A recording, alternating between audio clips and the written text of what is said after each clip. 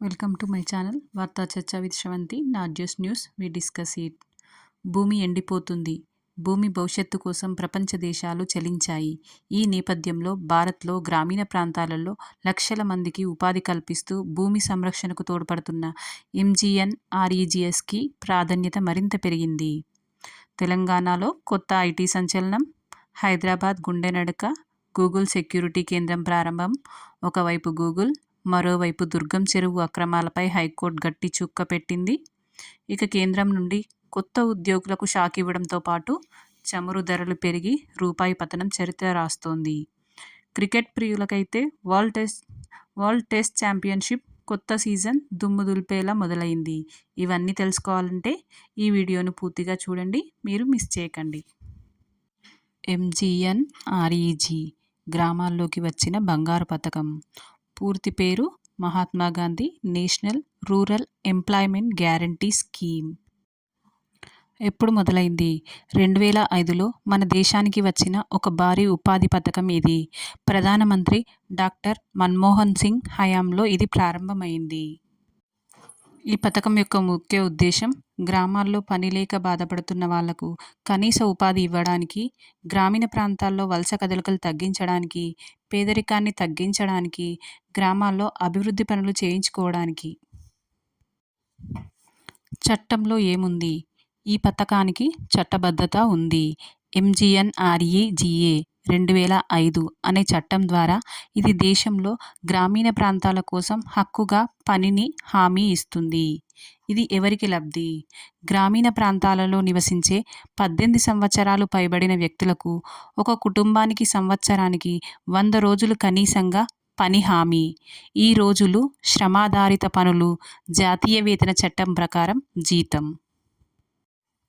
మరి ఎలాంటి పనులు ఇస్తారు? చెరువుల పునరుద్ధరణ, కుంటల తవ్వకం, గ్రామ రహదారి మరమ్మత్తు, చెట్లు నాటడం, వర్షపు నీటి సంరక్షణ, పరిసర ప్రాంతాలు పరిశుభ్రంగా ఉంచుకోవడం. బడ్జెట్ ఎంత? ప్రతి సంవత్సరం కేంద్ర ప్రభుత్వం పెద్ద మొత్తంలో నిధులు కేటాయిస్తుంది. ఉదాహరణకు 2024-25 సంవత్సరానికి 86,000 కోట్లు కేటాయించారు. ప్రతి రాష్ట్రానికి దాని అవసరాన్ని బట్టి నిధులు వెళ్తాయి. తెలంగాణలో ఎలా అమలవుతుంది? తెలంగాణ రాష్ట్రంలో ప్రతి జిల్లాల్లో గ్రామ పంచాయతీల ఆధ్వర్యంలో నడుస్తుంది. గ్రామ ఉపాధి కార్యదర్శులు పర్యవేక్షణలో పనులు జరుగుతాయి. ఇటీవల మంత్రి సీతక్క గారు ఎంజీఎన్ఆర్ఈజీఎస్పై సమీక్షించారు. పల్లెల్లో వృద్ధులకి దగ్గరలో పని ఇవ్వాలి. ఇళ్ల దగ్గరే పనులు. వృద్ధులు, మహిళలకు ప్రత్యేక దృష్టి. అంగన్వాడీ, పంచాయతీ భవనాలు నిర్మించేందుకు దీన్ని ఉపయోగించాలి. 17 జూన్ 2025 రోజు సీతక్క గారు 1800 కోట్లతో కొత్త పనులకు అనుమతినిచ్చారు. ఇకపై గ్రామాల్లోనే ఇంటి దగ్గర పనులు ఎక్కువగా ఇస్తారు. హైదరాబాద్లో Google Asia Pacific safety engineering centre ప్రారంభం. తెలంగాణ ముఖ్యమంత్రి రేవంత్ రెడ్డి గారు మరియు ఐటీ మంత్రి శ్రీధర్ బాబు గారి చేతుల మీదుగా ఇది ప్రారంభం జరిగింది. ఒక పెద్ద గూగుల్ సేఫ్టీ ఇంజనీరింగ్ సెంటర్ హైదరాబాద్లో ప్రారంభమైంది. ఇది ఆసియా, పసిఫిక్ ప్రాంతాలలో గూగుల్ యొక్క తొలిసారి ఈ రకమైన సెంటర్. ప్రపంచంలో ఇది నాలుగవది. దీని యొక్క ప్రధాన ఉద్దేశం ఆర్టిఫిషియల్ ఇంటెలిజెన్స్, భద్రత, సైబర్ సెక్యూరిటీ అండ్ వినియోగదారులకు రక్షణకు సేవ చేయడం. ఇది తెలంగాణకు ఎందుకు ముఖ్యం? స్థానిక టెక్ ఎకోసిస్టమ్కి ముందడుగు, 5 వినియోగదారులని ప్రభావితం చేసే రాహిత్య భద్రత అభివృద్ధి, మరింత ఐటీ కంపెనీల ఆకర్షణకు సహకారం.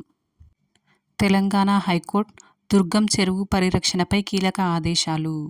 దుర్గం చెరువు హైదరాబాద్ నగరానికి ఎంతో చారిత్రక, భౌగోళిక ప్రాధాన్యం ఉన్న చెరువు. దీన్ని సీక్రెట్ లేక్ ఆఫ్ హైదరాబాద్ అని కూడా పిలుస్తారు.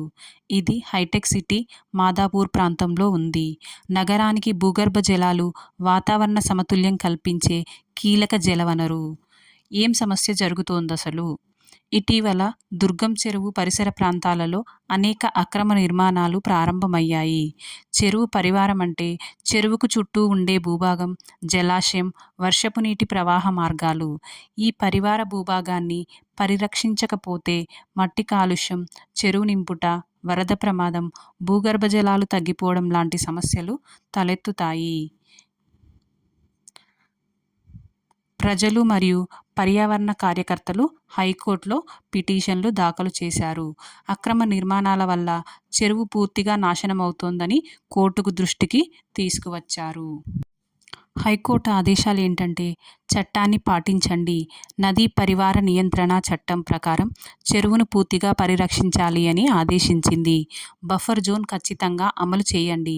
చెరువు చుట్టూ గరిష్టంగా 30 మీటర్ల వరకు భూమిని అభివృద్ధికి అనుమతించకూడదు.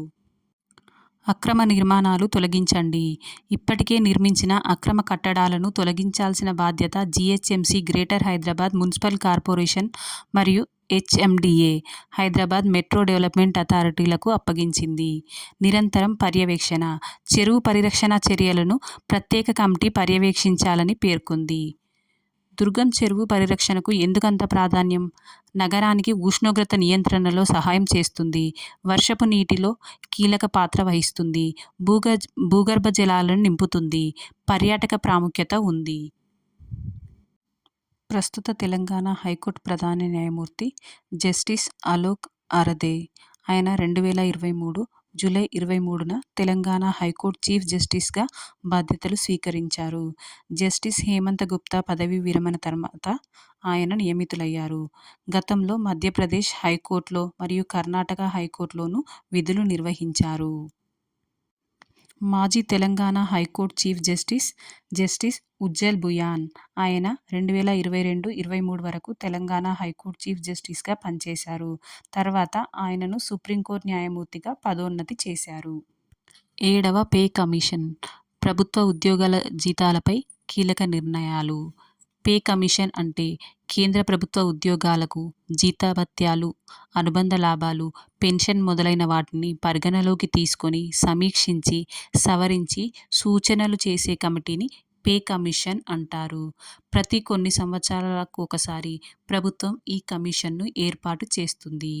దీనివల్ల ఉద్యోగుల జీత విధానంలో మార్పులు వస్తాయా, జీతాల సవరణ ద్వారా వారి జీవిత స్థితి మెరుగవుతుందా అని చెక్ చేస్తారు.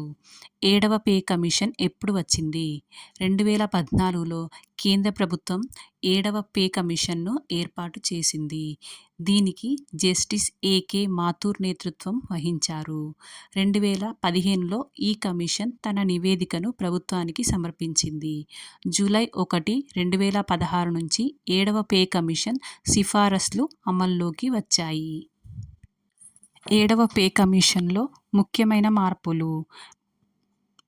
ప్రాథమిక జీతం 6వ పే కమిషన్ నుంచి 7వ పే కమిషన్కి మారినప్పుడు బేసిక్ పేను 2.57 రెట్లు పెంచారు. పెన్షన్లో మార్పులు. పెన్షనర్లకు కూడా కొత్త పద్ధతిలో లాభాలు కల్పించారు. అనేక అలవెన్సెస్ సవరించారు. పాత గ్రేడ్ పే విధానాన్ని తొలగించి కొత్త పే మ్యాట్రిక్స్ను ప్రవేశపెట్టారు. ఇది మరింత సులభంగా అర్థం చేసుకునే విధంగా రూపొందించారు. దీనివల్ల సగటున ఉద్యోగులకు 14% to 23% వరకు జీతాల్లో పెరుగుదల వచ్చింది. ముఖ్యంగా మధ్యతరగతి ప్రభుత్వ ఉద్యోగులకు ఇది పెద్ద ఊరటనిచ్చింది. ఇప్పుడు మళ్ళీ ఎందుకు వార్తల్లో ఉంది? ఇటీవల కేంద్ర ప్రభుత్వం కొత్తగా రిక్రూట్ అయ్యే ఉద్యోగులకు కొన్ని భత్యాల్లో కోత విధించడానికి నిర్ణయం తీసుకుంది. ముఖ్యంగా డ్రెస్ అలవెన్స్ తగ్గింపు నిర్ణయం తీసుకోవడం వల్ల మళ్ళీ 7th పే కమిషన్ గురించి చర్చ మొదలైంది. ఇది కొత్త నియామకాలకు మాత్రమే వర్తిస్తుంది అన్న క్లారిటీ ఇచ్చినప్పటికీ ఉద్యోగులలో ఆందోళన మొదలైంది. జూలై 1, 2025 తర్వాత ఉద్యోగం పొందిన కొత్త భర్తీ ఉద్యోగులకు మాత్రమే ఇది వర్తిస్తుంది. క్రూడ్ ఆయిల్ ధరల పెరుగుదల ప్రపంచ ఆర్థిక వ్యవస్థపై మబ్బులా కమ్ముతోంది. రూపాయి బలహీనత, బాండ్ మార్కెట్లో ఉద్రిక్తతలు దేశ ఆర్థిక వ్యూహాలకు కొత్త సవాళ్లు ఎదురిస్తున్నాయి. ప్రపంచ ఆర్థిక వ్యవస్థకు మరోసారి చమురు ధరల పెరుగుదల పెద్ద తలనొప్పిగా మారింది. ఇటీవల ప్రపంచ చమురు మార్కెట్లలో బ్యారెల్కు క్రూడ్ ఆయిల్ ధర $78 వరకు పెరిగిపోయింది. దీనికి ప్రధాన కారణం ఇజ్రాయెల్, ఇరాన్ మధ్య ఉద్రిక్తతలు, అలాగే చమురు ఉత్పత్తి దేశాలు సరఫరా తగ్గించడమే. అయితే ఈ పెరుగుదల భారత ఆర్థిక వ్యవస్థను ఎలా ప్రభావితం చేస్తుందో చూద్దాం. భారతదేశం ప్రపంచంలో రెండవ అతిపెద్ద చమురు దిగుమతి దేశం. అంటే విదేశాల నుండి ఎక్కువ చమురు దిగుమతి చేసుకుంటుంది. చమురు ధర పెరిగితే మనం దిగుమతి చేసే మొత్తానికి డాలర్ ఖర్చు పెరుగుతుంది. అంతేకాదు డాలర్ డిమాండ్ పెరగడంతో రూపాయి విలువ పడిపోతుంది. ఉదాహరణకు ఇటీవల రూ. 83.15 వద్ద రూపాయి బలహీనత కనబడింది. ఇది విదేశీ పెట్టుబడిదారులకు కూడా కొన్ని సందేహాలు తెస్తోంది. ఇప్పుడు మరో ముఖ్యమైన పరిణామం బాండ్ మార్కెట్ ప్రభావం. బాండ్లు అంటే ప్రభుత్వాలు లేదా కంపెనీలు ప్రజల నుండి డబ్బు సేకరించేందుకు ఇచ్చే రుణపత్రాలు. కానీ చమురు ధరలు పెరిగితే ద్రవ్యోల్బణం పెరుగుతుంది. ద్రవ్యోల్బణాన్ని నియంత్రించేందుకు ఆర్బీఐ వడ్డీ రేట్లు పెంచాల్సి వస్తుంది. వడ్డీ రేట్లు పెరిగితే కొత్తగా జారీ చేసే బాండ్ల వడ్డీ పెరుగుతుంది. కానీ పాత బాండ్ల విలువ తగ్గుతుంది. దీనివల్ల బాండ్ మార్కెట్లో అస్థిరత ఏర్పడుతుంది. ఇలాంటి పరిస్థితుల్లో కేంద్ర బ్యాంక్ ఎంత చక్కగా సమతుల్యత పాటించాలో పరీక్షిస్తున్న పరిస్థితి ఇది. ఒకవైపు రూపాయి విలువను నిలబెట్టుకోవాలి, మరోవైపు ద్రవ్యోల్బణాన్ని అదుపులో ఉంచాలి. అంతర్జాతీయంగా ఫెడ్ వడ్డీ రేట్ల నిర్ణయాలు కూడా మన మార్కెట్లపై ప్రభావం చూపిస్తున్నాయి. ఈ నేపథ్యంలో వచ్చే రోజుల్లో చమురు ధరలు మరింత పెరిగితే రూపాయి మరింత కుదించే అవకాశం ఉందని ఆర్థిక నిపుణులు హెచ్చరిస్తున్నారు. 2025-27 వరల్డ్ టెస్ట్ ఛాంపియన్షిప్ ప్రారంభం. భారత్ పోటీకి రెడీ. మ్యాచెస్ ఎలా మొదలయ్యాయి అంటే టెస్ట్ క్రికెట్కు అభిమానులు తగ్గిపోతున్నారని భావించిన ఐసీసీ అంతర్జాతీయ క్రికెట్ మండలి 2019లో వరల్డ్ టెస్ట్ ఛాంపియన్షిప్ అనే కొత్త పోటీని ప్రారంభించింది. ఇది సాధారణ బైలటేరియల్ సిరీస్ కాకుండా ఒకటిగా ప్రపంచ కప్ తరహాలో పాయింట్ల ఆధారంగా ఛాంపియన్ను ఎన్నుకునే టెస్ట్ లీగ్. ఇప్పుడు ఇది 3వ సీజన్. మొదటి సీజన్ 2019-2021 వరకు న్యూజిలాండ్ విజేత. దీంట్లో రెండవ సీజన్ 2021 నుండి 2023 వరకు ఆస్ట్రేలియా విజేత. ఇప్పుడు మనం 3వ సీజన్ 2025 నుండి 27లోకి ప్రవేశిస్తున్నాము. ఈ సీజన్ 2025 జూన్లో అధికారికంగా ప్రారంభమైంది. భారత్ యొక్క మొదటి మ్యాచ్ 2025 సెప్టెంబర్ నుండి ప్రారంభం అవుతుంది. టోర్నమెంట్ ఫార్మాట్ ఎలా ఉంటుందంటే మొత్తం 9 టెస్ట్ ఆడే దేశాలు దీంట్లో పాల్గొంటాయి. ప్రతి జట్టు తమ కేటాయించిన 6 సిరీస్లలో టెస్ట్ మ్యాచ్లు ఆడుతుంది. ప్రతి మ్యాచ్కు పాయింట్లు ఇవ్వబడతాయి. చివరికి పాయింట్ల పట్టికలో టాప్ 2 జట్లు ఫైనల్కు అర్హత పొందుతాయి. ఫైనల్ మ్యాచ్ ఒక నిర్దిష్ట దేశంలో నిర్వహిస్తారు. భారత్ షెడ్యూల్. భారత్ 2025 సెప్టెంబర్ నుంచి 2027 వరకు ఆడుతుంది. కొన్ని ముఖ్యమైన సిరీస్లు ఆస్ట్రేలియాతో సిరీస్, ఇంగ్లాండ్తో సిరీస్, దక్షిణాఫ్రికా, శ్రీలంక, బంగ్లాదేశ్ వంటి జట్లతో కూడా పోటీలున్నాయి. కానీ ప్రస్తుతం ఫైనల్ షెడ్యూల్ పూర్తిగా ప్రకటించలేదు. వచ్చే రోజుల్లో పూర్తిస్థాయి షెడ్యూల్ విడుదల అవుతుంది. ఇది ఎందుకు ప్రత్యేకం అంటే ప్రతి సిరీస్లో విజయాల సంఖ్య కంటే పాయింట్ల శాతం ఆధారంగా ర్యాంకింగ్లు నిర్ణయిస్తారు. అంటే జట్టు ఎక్కువ సిరీస్లు ఆడినా, తక్కువ ఆడినా విజయాల శాతం ప్రాధాన్యత ఉంటుంది. June 17 world day to combat desertification. దీనికర్థం ఎండిపోయే భూములను పునరుద్ధరించేందుకు, వనరులను కాపాడేందుకు అవగాహన పెంచే రోజు. ఇది 1995 సంవత్సరం నుంచి ప్రారంభించారు. ఇది ప్రారంభించడానికి కారణాలు ఏంటంటే 1994లో ఐక్యరాజ్య సమితి United Nations convention to combat desertification అనే ఒప్పందాన్ని ఏర్పాటు చేసింది. భూమి ఎండిపోవడం, మట్టి నష్టం, పర్యావరణ ధ్వంసం లాంటి సమస్యలు పెరుగుతున్న నేపథ్యంలో వాటిపై ప్రజల్లో అవగాహన కల్పించేందుకు ఈ దినోత్సవం ప్రారంభమైంది. దీని ద్వారా ఏం చేద్దామనుకున్నారంటే, భూమి వినియోగాన్ని సమర్థవంతంగా నియంత్రించాలి, వనరులను సంరక్షించాలి, మట్టి నష్టం, ఎండిపోయే భూమి పెరుగుదలను ఆపాలి, వ్యవసాయం, నీటి వనరులు, మానవ జీవనోపాధిని కాపాడాలి. 2025లో దీని థీమ్ వచ్చేసి invest in land, our future, our responsibility. ప్రస్తుతం ప్రపంచంలో దాదాపు 40% భూభాగం డెసర్టిఫికేషన్ సమస్యతో బాధపడుతోంది. దాదాపు 250 కోట్ల మంది జీవితం దీనిపై ఆధారపడుతోంది. భారత్లో అనేక ప్రాంతాల్లో మట్టి నష్టం, భూసారత తగ్గింపు, నీటి కొరత వంటి సమస్యలు ఉన్నాయి. ప్రత్యేకించి తెలంగాణ, ఆంధ్రప్రదేశ్లోని రాయలసీమ, మహారాష్ట్ర వంటి ఎండు ప్రాంతాల్లో ఈ సమస్య తీవ్రమవుతోంది.